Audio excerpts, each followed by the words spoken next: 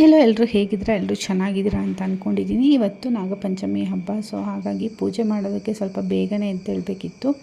ಹಸ್ಬೆಂಡ್ಗೂ office ರಜಾ ಇರಲಿಲ್ಲ, ಮಗಳಿಗೂ ಕೂಡ ಸ್ಕೂಲ್ ರಜಾ ಇರಲಿಲ್ಲ. ಹಾಗಾಗಿ ಪೂಜೆ ಎಲ್ಲ ಮಾಡಿ ಹಾಲು ಹಾಕಿ ಅವ್ರನ್ನ ಆಫೀಸಿಗೆ ಸ್ಕೂಲಿಗೆ ಕಳಿಸ್ಬೇಕಲ್ವ. ಬೆಳಗ್ಗೆ ಬೇಗನೆ ಎದ್ದು ಪೂಜೆ ಮಾಡಿದ್ರೆ ಆಗುತ್ತೆ ಅಂತ ಬೆಳಗ್ಗೆ ಬೇಗನೆ ಎದ್ಬಿಟ್ಟು ಪೂಜೆ ಮಾಡೋದಕ್ಕೆ ರೆಡಿ ಮಾಡ್ಕೊತಾ ಇದ್ದೀನಿ. ಇದು ನೈಟೇ ನಾನೆಲ್ಲ ಪಾತ್ರೆ ಸಾಮಾನೆಲ್ಲ ತೊಳೆದಿಟ್ಟಿದ್ದೆ, ದೇವ್ರ ಸಾಮಾನುಗಳೆಲ್ಲ.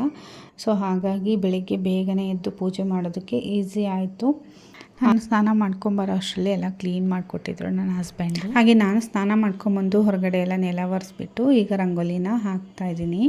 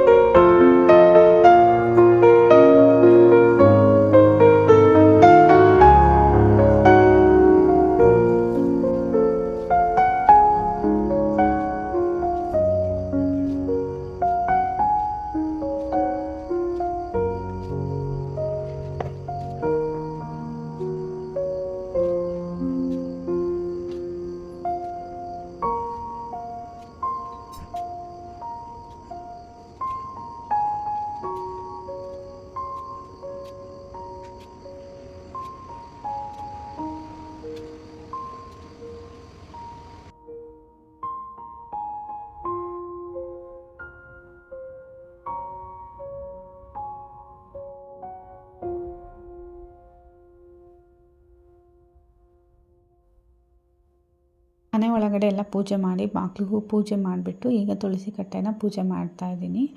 ಇಲ್ಲಿ ತೊಳೆದ್ಬಿಟ್ಟು ರಂಗೋಲಿಯನ್ನು ಹಾಕಿ ಅದಕ್ಕೂ ಕೂಡ ಅರಿಶಿನ ಕುಂಕುಮ ಹೂವು ಎಲ್ಲ ಇಟ್ಬಿಟ್ಟು ಪೂಜೆ ಮಾಡ್ತಾಯಿದ್ದೀನಿ. ಮನೆ ದೇವ್ರ ಪೂಜೆ, ಲಕ್ಷ್ಮೀ ಪೂಜೆ ಎಲ್ಲ ಆಯಿತು. ಇದಾದಮೇಲೆ ನಾನೀಗ ನಾಗಪ್ಪಗೆ ಹಾಲು ಹಾಕೋದಕ್ಕೆ ಅಂತ ಪೂಜೆ ಮಾಡ್ತಾಯಿದ್ದೀನಿ. ಈಗ ನಾಗಪ್ಪನ ಸಪ್ರೇಟಾಗಿ ತೊಗೊಂಡು ನಾನು ಒಂದು ಪಾತ್ರೆಯಲ್ಲಿ ಇಟ್ಕೊಂಡು ಪೂಜೆ ಮಾಡ್ತೀನಿ. ಇದು ಬೆಳ್ಳಿ ನಾಗಪ್ಪ, ಅಂದರೆ ಶಿವನ ಇದಕ್ಕೆ ಹಾಕಿಟ್ಟಿರ್ತೀವಿ, ಶಿವಲಿಂಗದಲ್ಲಿ ಇರುತ್ತೆ. ಈಗ ಪೂಜೆ ಆದಮೇಲೆ ನಾನು ಮತ್ತೆ ಸಪ್ರೇಟಾಗಿ ತೆಗೆದುಬಿಟ್ಟು ನಾನು ಮತ್ತೆ ಪೂಜೆಯನ್ನು ಮಾಡ್ತಾಯಿದ್ದೀನಿ. ನಾನು ಪೂಜೆ ಎಲ್ಲ ಆಗೋ ಅಷ್ಟರಲ್ಲಿ ನನ್ನ ಹಸ್ಬೆಂಡು ಸ್ನಾನ ಮಾಡ್ಕೊಂಡು ಬರ್ತೀನಿ ಅಂದರು.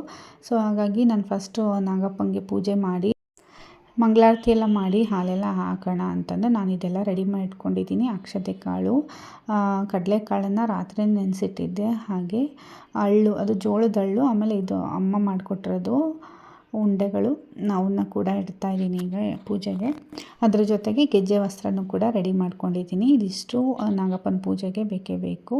ಸೊ ಹಾಗಾಗಿ ಇದನ್ನೆಲ್ಲ ನಾನು ರೆಡಿ ಮಾಡಿ ಇಟ್ಕೊಂಡು ಈಗ ಪೂಜೆ ಮಾಡಿದ್ದೀನಿ. ಆಲ್ರೆಡಿ ಹೂವೆಲ್ಲ ಹಾಕಿದ್ದೀನಿ, ಅರಿಶಿನ ಕುಂಕುಮ ಹೂವು ಹಾಕಿದ್ದೀನಿ. ಈಗ ಗೆಜ್ಜೆ ವಸ್ತ್ರ ಮತ್ತು ದಾರದ ನೂಲಿಂದ ಈ ರೀತಿ ಒಂದು ಇದನ್ನು ಮಾಡಿರ್ತೀವಿ, ಹಂಗೆ ನೂಲು ಅಂತ ಹೇಳ್ತಾರೆ, ಹಂಗೆ ನೂಲನ್ನು ಕೂಡ ಹಾಕಿದ್ದೀನಿ. ಇದು ಜೋಳದ ಅಳ್ಳು ಅಂತ ಹೇಳ್ತೀವಿ ನಮ್ಮ ಕಡೆ. ಜೋಳನ ಹಂಚಲ್ಲಿ ಬಿಸಿ ಮಾಡಿಬಿಟ್ಟು ಈ ರೀತಿ ಪಾಪ್ಕಾರ್ನ್ ಟೈಪ್ ಆಗುತ್ತೆ. ಸೊ ಅದನ್ನು ಕೂಡ ನಾವು ನಾಗಪ್ಪಂಗೆ ಹಾಕ್ತೀವಿ. ಅದಾದಮೇಲೆ ಕಡಲೆಕಾಳನ್ನು ಕೂಡ ನಾನು ಹಾಕ್ತಾಯಿದ್ದೀನಿ.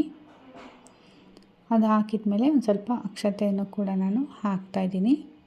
ಅದಾದಮೇಲೆ ನಾನಿಲ್ಲಿ ಉಡಿಯನ್ನು ಇಡ್ತಾಯಿದ್ದೀನಿ. ಒಂದೆರಡು ಅಡಿಕೆ, 2 ಉತ್ತುತ್ತಿ, ಒಂದು ಅರಿಶಿನ ಕೊಂಬಿಟ್ಟಿದ್ದೀನಿ. ಹಾಗೆ ನಾವು ಮನೆಯಲ್ಲೇ ರೆಡಿ ಮಾಡಿರುವಂತಹ ಉಂಡೆ, ಅಂದರೆ ಜಿಗಳಿ ಅಂತ ಹೇಳ್ತಾರೆ, ಅದನ್ನು ಕೂಡ ನಾನು ಇಡ್ತಾಯಿದ್ದೀನಿ. ಹಾಗೆ ಎಡೆಗೆ ಅಂತ ಬಾಳೆಹಣ್ಣನ್ನು ಕೂಡ ನಾನು ಇಡ್ತಾಯಿದ್ದೀನಿ. ಅಷ್ಟೊತ್ತಿಗೆ ನನ್ನ ಹಸ್ಬೆಂಡು ಬಂದರು. ಕಂಕಣ ಕಟ್ಟಿಸ್ಕೋಬೇಕಿತ್ತು, ಸ್ವಲ್ಪ ಹೊತ್ತು ವೇಟ್ ಮಾಡಿದೆ ಅದಕ್ಕೋಸ್ಕರನೇ ಅಂತಲೇ. ಹಾಗಾಗಿ ಕಂಕಣವನ್ನು ಕಟ್ಟಿಸ್ಕೊಂಡೆ ಹಾಲು ಹಾಕಬೇಕು. ಸೊ ಹಾಗಾಗಿ ಕಂಕಣ ಕಟ್ಟಿಸ್ಕೊತಾ ಇದ್ದೀನಿ. ನಾನು ಕೂಡ ನನ್ನ ಹಸ್ಬೆಂಡ್ಗೆ ಕಂಕಣವನ್ನು ಕಟ್ತಾಯಿದ್ದೀನಿ. ಪೂಜೆ ಎಲ್ಲ ಆಯಿತು. ಪೂಜೆ ಎಲ್ಲ ಆದಮೇಲೆ ಕೊನೆಯದಾಗಿ ಹಾಲನ್ನ ಹಾಕ್ತಾಯಿದ್ದೀನಿ. ಅದಾದಮೇಲೆ ಮನೆ ಬಾಗಿಲಿಗೂ ಕೂಡ ಗೆಜ್ಜೆ ವಸ್ತ್ರನ ಹಾಕಬೇಕಿತ್ತು. ಸೊ ಇವಾಗ ಹಾಕ್ತಾಯಿದ್ದೀನಿ.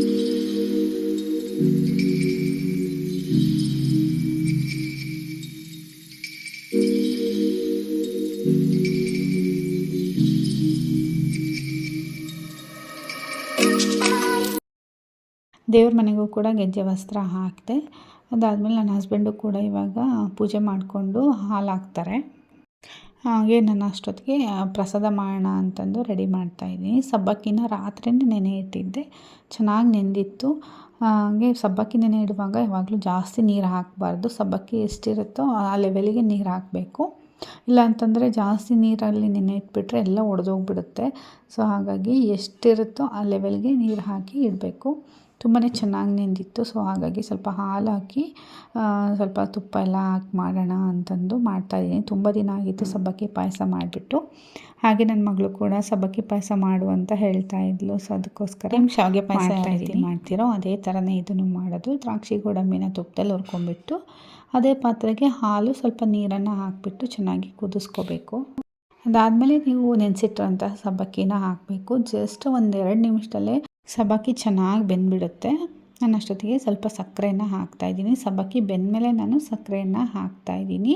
1/4 ಭಾಗ ಬೆಂದಿರುತ್ತೆ ಸಬ್ಬಕ್ಕಿ ಅಷ್ಟೊತ್ತಿಗೆ. ಅದಾದಮೇಲೆ ನಾನು ಸಕ್ಕರೆಯನ್ನು ಹಾಕಿಬಿಟ್ಟು ಮಿಕ್ಸ್ ಮಾಡ್ತಾಯಿದ್ದೀನಿ. ಸಕ್ಕರೆ ನಿಮ್ಗೆ ಎಷ್ಟು ಬೇಕೋ ಅಷ್ಟು ನೀವು ಹಾಕ್ಕೋಬೋದು. ಹಾಗೆ ಇದು ನೀರು ಥರ ಇದೆ ಅಲ್ವಾ, ಇನ್ನೊಂದು ಸ್ವಲ್ಪ ಹೊತ್ತಿಗೆ ಪೂರ್ತಿಯಾಗಿ ಹಿರ್ಕೊಂಡ್ಬಿಡುತ್ತೆ. ಸ್ವಲ್ಪ ಗಟ್ಟಿನೇ ಆಗುತ್ತೆ ಸಬ್ಬಕ್ಕಿ ಪಾಯಸ. ಹಾಗಾಗಿ ಸ್ವಲ್ಪ ತೆಳ್ಳಗೆ ಮಾಡ್ಕೋಬೇಕಾಗುತ್ತೆ ನೀವು. ಕೊನೆಯದಾಗಿ ಏಲಕ್ಕಿ ಪುಡಿನ ಹಾಕಿ ಮಿಕ್ಸ್ ಮಾಡ್ತಾಯಿದ್ದೀನಿ. ಈಗ ಸಬ್ಬಕ್ಕಿ ಪಾಯಸ, ಸಬ್ಬಕ್ಕಿ ಖೀರು ಅಂತಲೂ ಕೂಡ ಹೇಳ್ತಾರೆ, ರೆಡಿಯಾಗಿದೆ. ತುಂಬಾ ಟೇಸ್ಟಿಯಾಗಿರುತ್ತೆ ತಿನ್ನೋದಕ್ಕೆ. ಮಕ್ಕಳಂತೂ ತುಂಬಾ ಇಷ್ಟಪಟ್ಟು ತಿಂತಾರೆ. ಹಾಗೆ ಪಾಯಸ ಮಾಡಿಬಿಟ್ಟು ಅದಾದಮೇಲೆ ನಾನು ಬ್ರೇಕ್ಫಾಸ್ಟ್ಗೆ ಉಪ್ಪಿಟ್ಟು ಮಾಡ್ತಾಯಿದ್ದೀನಿ. ತರಕಾರಿ ಸೊಪ್ಪು ಎಲ್ಲ ಹೆಚ್ಚಾಕ್ಬಿಟ್ಟು ಉಪ್ಪಿಟ್ಟನ್ನು ಮಾಡೋಣ ಅಂತಂದು ಮಾಡ್ತಾಯಿದ್ದೀನಿ. ಈ ರೀತಿ ಅರ್ಜೆಂಟ್ ಇದ್ದಾಗ ಅಥವಾ ಎಮರ್ಜೆನ್ಸಿ ಇದ್ದಾಗ ಬೇಗ ಆಗೋದಂದರೆ ಉಪ್ಪಿಟ್ಟು, ಅವಲಕ್ಕಿ, ಚಿತ್ರಾನ್ನ ಇದು 3 ಆಗೋದು. ನನ್ನ ಮಗಳು ಕೂಡ ಅಷ್ಟೊತ್ತಿಗೆ 8 ಗಂಟೆ ಆಗಿಬಿಡ್ತು ನಾನು ತಿಂಡಿ ಮಾಡೋ ಅಷ್ಟರಲ್ಲಿ. ಅವಳು ಕೂಡ ಸ್ನಾನ ಮಾಡ್ಕೊಂಡು ಬಂದಿದ್ಲು. ಅವ್ರ ಪಪ್ಪ ಅವಳ ಹತ್ರನೂ ಹಾಲು ಹಾಕ್ಸ್ತಾಯಿದ್ರು. ನಮ್ಮ ಪ್ರಕೃತಿಗೆ ಬ್ರೇಕ್ಫಾಸ್ಟಿಗೆ ಉಪ್ಪಿಟ್ಟು ಮಾಡಿದ್ದೆ. ಸೊ ಅವಳು ಬೇಡ ಅಂತ ಹೇಳಿದ್ಲು. ಅದಕ್ಕೋಸ್ಕರ ಅವಳಿಗೆ ಇದು ಸಬ್ಬಕ್ಕಿ ಪಾಯಸನೇ ಪ್ಯಾಕ್ ಮಾಡಿ ಕಳಿಸ್ದೆ. ಹಾಗೆ ಸ್ವಲ್ಪ ಚಪಾತಿನೂ ಮಾಡಿ ಕಳಿಸಿದ್ದೆ. ಅವಳು ಕೂಡ ತಿಂದು ಹೋದ್ಲು. ಅದಾದಮೇಲೆ ನಾವು ಕೂಡ ರೆಡಿಯಾಗಿಬಿಟ್ಟು ಹಾಲನ್ನ ಹೊರಗಡೆನೂ ಕೂಡ ಹಾಕಿ ಅಂತಂದು ಮಾತಾಡ್ಕೊಂಡ್ವಿ. ಇನ್ನು ನನ್ನ ಮಗ ಇನ್ನೂ ಸ್ನಾನ ಮಾಡಿರಲಿಲ್ಲ. ಸೊ ಅವಳನ್ನ ಬಿಟ್ಟು ಬಂದಮೇಲೆ ನಮ್ಮ ಪ್ರಾಪುನ ಸ್ನಾನ ಮಾಡಿಸ್ಬಿಟ್ಟು ಹಾಗೆ ನಾನು ಕೂಡ ದೇವಸ್ಥಾನಕ್ಕೆ ಹೋಗೋಕ್ಕೆ ಎಲ್ಲ ಏನೇನು ಐಟಮ್ ಬೇಕು ಎಲ್ಲ ಇಟ್ಕೊತಾ ಇದ್ದೆ.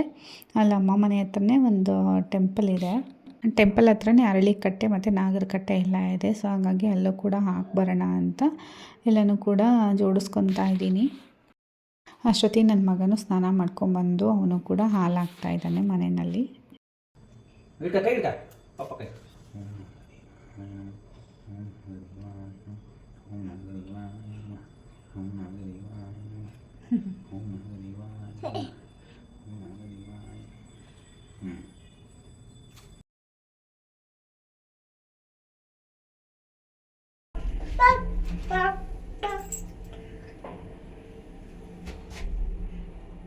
ನಾವು ಹೋಗಿದ್ವಿ. ಅಮ್ಮ ಮತ್ತು ನನ್ನ ತಮ್ಮ ಇಬ್ಬರು ಕೂಡ ಬಂದಿದ್ದರು. ಅವ್ರು ಆಲ್ರೆಡಿ ಪೂಜೆ ಮಾಡ್ತಾಯಿದ್ರು ನಾವು ಹೋಗೋ ಅಷ್ಟರಲ್ಲಿ. ನಾವು ನಾರ್ಮಲಾಗಿ ಹೋದ್ವಿ. ಅವ್ರು ಬರ್ತಾರೆ ಅಂತ ಗೊತ್ತಿರಲಿಲ್ಲ. ಅವ್ರು ಕಾಲ್ ಮಾಡಿದ್ದಾರೆ, ನಾನು ರಿಸೀವೇ ಮಾಡಿರಲಿಲ್ಲ. ಸೊ ಅಲ್ಲಿ ಹೋದ್ಮೇಲೆ ಗೊತ್ತಾಗಿದ್ದು ಅವರು ಕೂಡ ಬಂದಿದ್ದಾರೆ ಅಂತ. ನಾವು ಹೋದಾಗ ಒಂದು 4 ಜನ ಇದ್ರಷ್ಟೇ. ಆಮೇಲೆ ತುಂಬ ಜನ ಆಗಿಬಿಟ್ರು. ನಮ್ಮದು ಪೂಜೆ ಮುಗಿದ್ಮೇಲೆ ಜಾಸ್ತಿ ಜನ ಆಗಿಬಿಟ್ರು. ನಾವು ಸದ್ಯ ಬೇಗ ಹೋಗಿ ಮಾಡ್ಕೊಂಡು ಬಂದ್ವಿ.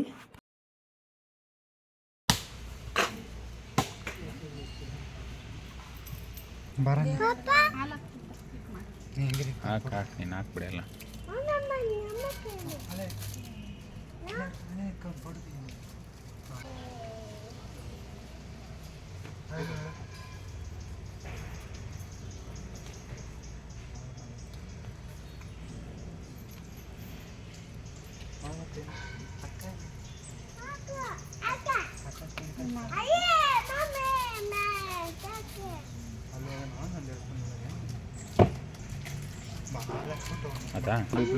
ಹಾಂ, ನೀವಿಬ್ಬರು ಸೇರಿ ಹಾಕ್ರಿ.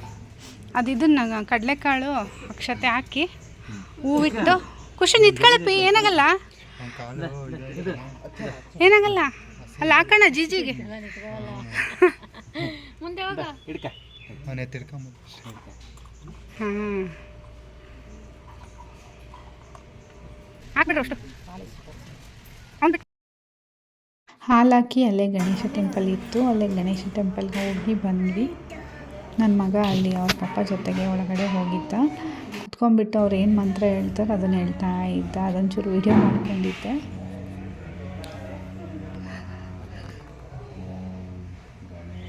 ಟೆಂಪಲಿಂದ ಬಂದು ಟಿಫನ್ ಮಾಡ್ಕೊಂಡ್ವಿ, ಪಾಯಸ ಮತ್ತು ಉಪ್ಪಿಟ್ಟು ಜೊತೆಗೆ ಸ್ವಲ್ಪ ಉಪ್ಪಿನಕಾಯಿ, ಶೇಂಗಾ ಚಟ್ನಿ ಪುಡಿ ಎರಡನ್ನೂ ಕೂಡ ತಿಂದ್ವಿ. ಹಾಗೆ ಸಂಜೆ ಅಮ್ಮ ಮನೆಗೆ ಹೋಗ್ತಾ ಇದ್ದೀವಿ. ನನ್ನ ತಮ್ಮ ಆಫೀಸಿಂದ ಬೇಗ ಬಂದಿದ್ದ, ಹಾಗಾಗಿ ಒಂದು 5 ಗಂಟೆ 5:15 ಆಗಿತ್ತು. ಅಮ್ಮ ಮನೆಗೆ ಹೋದ್ವಿ. ಹಾಗೆ ಅಲ್ಲೇ ಊಟ ಮಾಡಿಕೊಂಡು ಬರೋಣ ಅಂತ ಕೊಡ್ತೀನಿ ಅಂದರು. ಸೊ ಹಾಗಾಗಿ ಹೋಗಿದ್ವಿ. ಹಾಗೆ ಅಲ್ಲೇ ಊಟ ಮಾಡ್ಕೊಂಡು ಬಂದ್ವಿ. ಅನ್ನ ಸಾಂಬಾರು, ಹಾಗೆ ಬಜ್ಜಿ, ಕೋಸಂಬರಿ, ಆಮೇಲೆ ಕಡಲೆಕಾಳು ಇಷ್ಟೆಲ್ಲ ಮಾಡಿದರು. ಹಾಗೆ ಇವತ್ತಿನ ಪಂಚಮಿ ಹಬ್ಬದ ವ್ಲಾಗ್ನ ಎಂಡ್ ಮಾಡ್ತಾ ಇದ್ದೀನಿ. ಈ ವಿಡಿಯೋ ನಿಮಗೆ ಇಷ್ಟ ಆದರೆ ದಯವಿಟ್ಟು ಲೈಕ್ ಮಾಡಿ, ಶೇರ್ ಮಾಡಿ, ನಮ್ಮ ಚಾನಲ್ನ ಸಬ್ಸ್ಕ್ರೈಬ್ ಮಾಡಿ, ಕಮೆಂಟ್ ಮಾಡಿ. Thank you.